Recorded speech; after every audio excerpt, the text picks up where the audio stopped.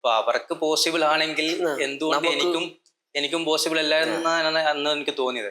കാരണം ഒരു എക്സാം മാത്രമാണ് ഡിഫൈൻ ചെയ്യുന്നുള്ളൂ. FMG തന്നെ എക്സാം മാത്രം. ഹായ്, നമസ്കാരം.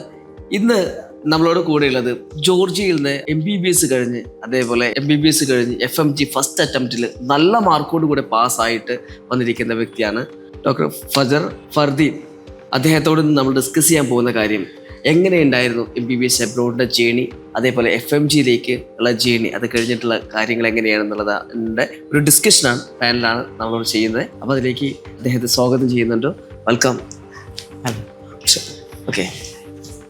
എൻ്റെ പേര് ഫജർ ഫർദീൻ, ഞാൻ കണ്ണൂരിൽ നിന്നാണ്. കഴിഞ്ഞ വർഷം ജൂലൈയിൽ ജോർജിയയിൽ വെച്ച് തിബ്ലിസ് സ്റ്റേറ്റ് മെഡിക്കൽ യൂണിവേഴ്സിറ്റിയിൽ നിന്ന് ഗ്രാജുവേറ്റ് ആയി. അതിനുശേഷം ജാനുവരി 2026 FMG ഫസ്റ്റ് അറ്റംപ്റ്റിൽ തന്നെ 188 മാർക്സോടെ പാസ്സായി. അടിപൊളി.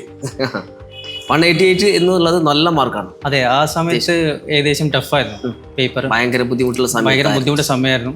ആ സമയത്താണ് 188 മാർക്ക് മേടിച്ച്. ചലഞ്ചസ് ഉണ്ടായിരുന്നു. ഈ MBBS അബ്രോഡ് തൊട്ട് തന്നെ ചെറിയ ചെറിയ ചലഞ്ചസ് ഒക്കെ ഉണ്ടായിരുന്നു. പക്ഷേ അതൊക്കെ തരണം ചെയ്ത് 6 വർഷം പൂർത്തിയാക്കി. അതിനു മുമ്പ് ഒരു വാറിന്റെ സമയം ഉണ്ടായിരുന്നു, യുക്രൈനിലായിരുന്നു സമയത്ത്. അപ്പം വാറ് അവിടെ ഒരു ചലഞ്ചസ് വന്നു, എന്നാലും വിട്ടുകൊടുക്കില്ല എന്നുള്ള രീതിയിൽ അത് പൊരുതി തന്നെ 6 വർഷം കംപ്ലീറ്റ് ചെയ്തു.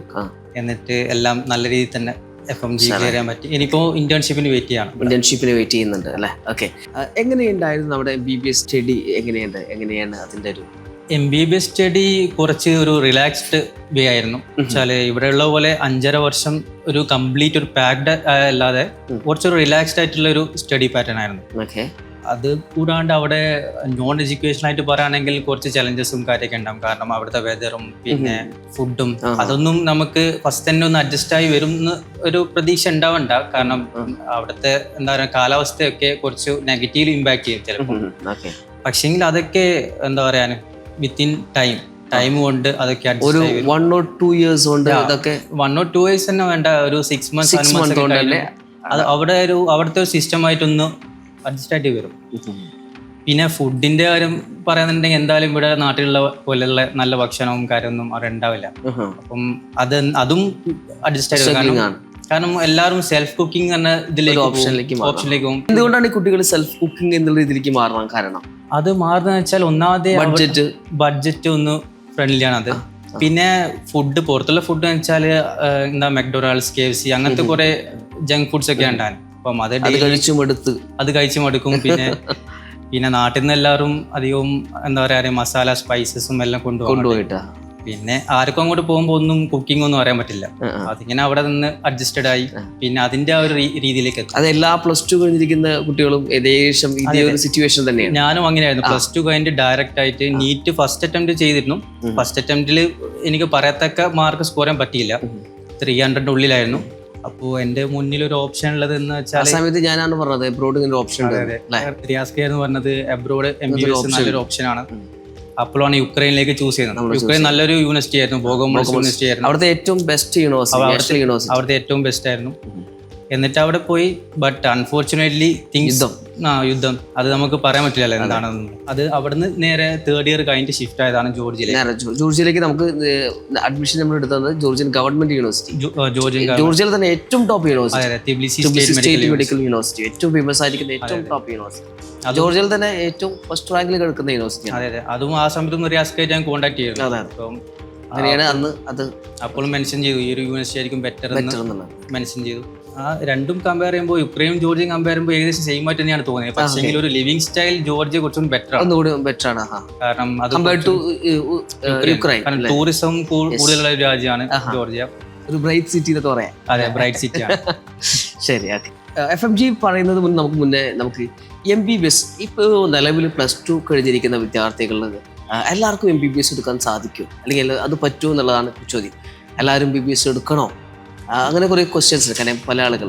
അപ്പോൾ MBBS എടുക്കുന്ന വിദ്യാർത്ഥികൾക്ക് അവർ പാലിക്കേണ്ട മാനദണ്ഡങ്ങൾ എന്താണ്, അവർ ശ്രദ്ധിക്കേണ്ട കാര്യങ്ങൾ? എല്ലാവർക്കും MBBS എടുക്കണമെന്ന് പറയുമ്പോൾ അത് എല്ലാവർക്കും പോസിബിൾ അല്ല. കാരണം പാഷനേറ്റ് എന്ന സംഭവം വേണം. ഇങ്ങനെ ഒരു ഡോക്ടർ ആവണം എന്നൊരു പാഷനേറ്റ് ആയിട്ടുള്ള ആൾക്കാർക്ക് മാത്രമുള്ള ഒരു ഫീൽഡ് മാത്രമാണ്.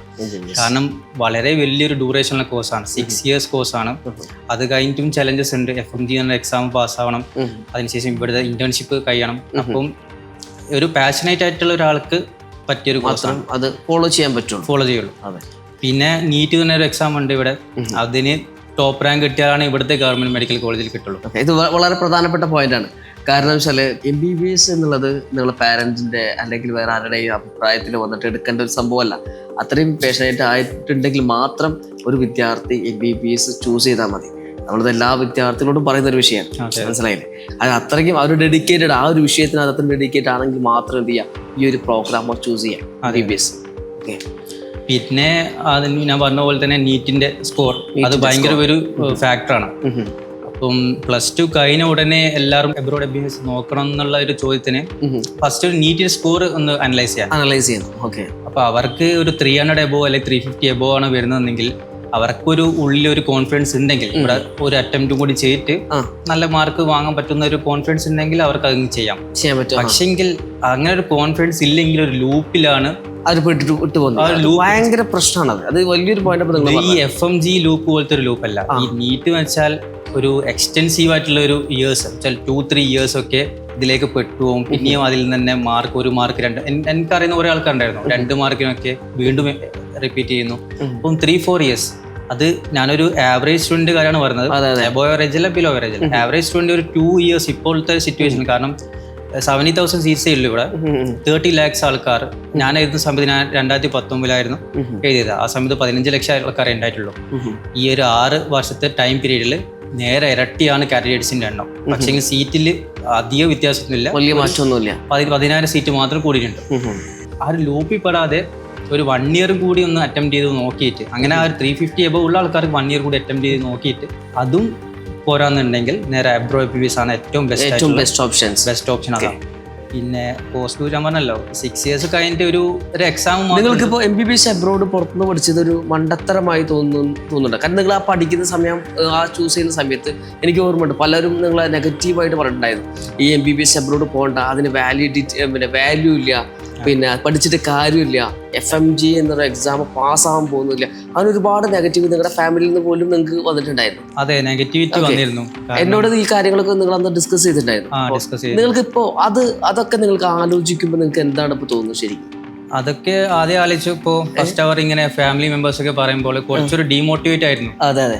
അപ്പോൾ ഈ ഒരു വലിയൊരു ഇൻവെസ്റ്റ്മെന്റ് അല്ലേ 6 ഇയേഴ്സ് എന്ന് വെച്ചാൽ. അപ്പോൾ അത് പോയിട്ട് ഒരു ഇതിലും എന്താ പറയുക ഒരു എഫക്റ്റീവ് അല്ലാത്ത രീതിയിലാവോ എന്നുള്ളൊരു സംശയം ഉണ്ടായിരുന്നു. പക്ഷെങ്കിൽ എന്താ പറയുക ഒരു പാഷനേറ്റ് ആയി എന്തായാലും ഈ ഒരു ഡോക്ടർ എന്നുള്ള ഒരു ഡിഗ്രി എടുക്കാം. പിന്നെ എന്തായാലും ഞാൻ ഇങ്ങനെ അന്വേഷിച്ചപ്പോൾ കുറെ സീനിയേഴ്സ് പാസ് ഔട്ട് ആയിട്ട് FMG ക്ലിയർ ചെയ്ത് അവർ ഗവൺമെന്റ് മെഡിക്കൽ കോളേജിൽ വർക്ക് ചെയ്തുകൊണ്ടിരിക്കുന്നുണ്ട്. അപ്പൊ അവർക്ക് പോസിബിൾ ആണെങ്കിൽ എന്തുകൊണ്ട് എനിക്കും പോസിബിൾ അല്ലായിരുന്നാണ് അന്ന് എനിക്ക് തോന്നിയത്.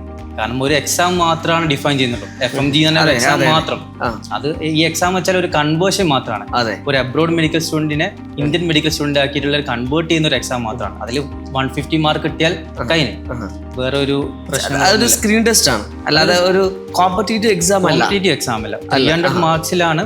അതിൽ 150 മാർക്സ് കിട്ടിയാൽ എലിജിബിൾ ടു വർക്ക് ആണ്. അതിനു മുമ്പ് ആ വർക്ക് ചെയ്യാൻ എലിജിബിൾ ആകുന്നതിന് മുമ്പ് കമ്പൽസറി റൊട്ടേറ്ററി മെഡിക്കൽ ഇന്റേൺഷിപ്പ് ചെയ്യണം. അത് 1 ഇയർ ആണ്. അപ്പം അതുകൊണ്ട് കഴിഞ്ഞാൽ പെർമനന്റ് രജിസ്ട്രേഷൻ കിട്ടും. പിന്നെ പ്രശ്നമൊന്നുമില്ല. സാധാരണ ഇന്ത്യയിൽ ഒരു MBBS ഡോക്ടേഴ്സ് പഠിച്ചിറങ്ങി വർക്ക് ചെയ്യുന്ന അതേ പൊസിഷൻ, അതേ സിറ്റുവേഷൻ, അതേ സാലറിയിലോട് കൂടെ തന്നെ നിങ്ങൾക്ക് വർക്ക് ചെയ്യാൻ പറ്റും എന്നുള്ളതാണ്.